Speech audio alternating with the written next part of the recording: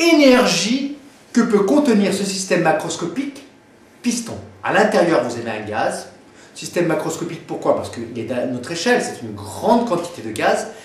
Répertorier toutes les formes d'énergie que peut contenir ce système. Bien, alors il y a plusieurs formes d'énergie. Premièrement, ce qu'on appelle l'énergie U, énergie interne. L'énergie interne, elle est vue au niveau microscopique, à l'échelle des molécules. Eh bien, cette énergie U interne, elle est la somme de l'énergie cinétique microscopique. Vous savez que chaque molécule a une certaine vitesse, donc une certaine énergie cinétique, 1/2 de mv², je vous rappelle. Plus quoi? Eh bien, entre ces deux molécules, il y a des interactions électromagnétiques. Donc ces interactions font la cohésion du système. L'énergie interne, il faut donc lui rajouter l'énergie potentielle d'interaction microscopique entre toutes les particules de ce système.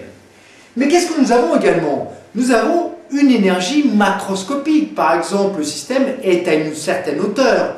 Il possède donc une certaine énergie potentielle de pesanteur.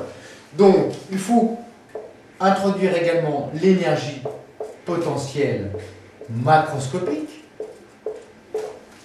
Plus quoi? Eh bien, plus l'énergie cinétique macroscopique. Pourquoi? Ben, le piston, peut-être qu'il se déplace avec une certaine vitesse.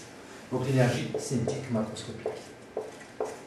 L'énergie totale, E totale du système, est égale, par conséquent, à l'énergie interne U, plus l'énergie potentielle macroscopique, plus l'énergie cinétique macroscopique.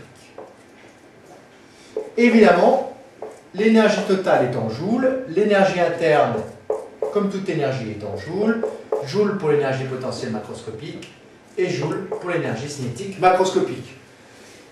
Par exemple, si ce piston va à une vitesse V, qu'il a une hauteur Z, quelle serait son énergie totale?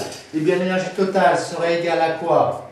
Ben, l'énergie interne, l'énergie cinétique microscopique plus l'énergie potentielle microscopique, plus eh bien l'énergie potentielle macroscopique mg z moins z0 à l'altitude de référence, plus l'énergie cinétique macroscopique 1/2 de mv². Voilà pour l'énergie totale d'un système. En conclusion, l'énergie interne U d'un système macroscopique est égale à la somme de l'énergie cinétique microscopique plus de l'énergie potentielle microscopique. L'énergie totale d'un système est égale à la somme de l'énergie mécanique macroscopique qui vaut l'énergie cinétique macroscopique plus l'énergie potentielle macroscopique et également de l'énergie interne U. Donc E total égale EM plus U.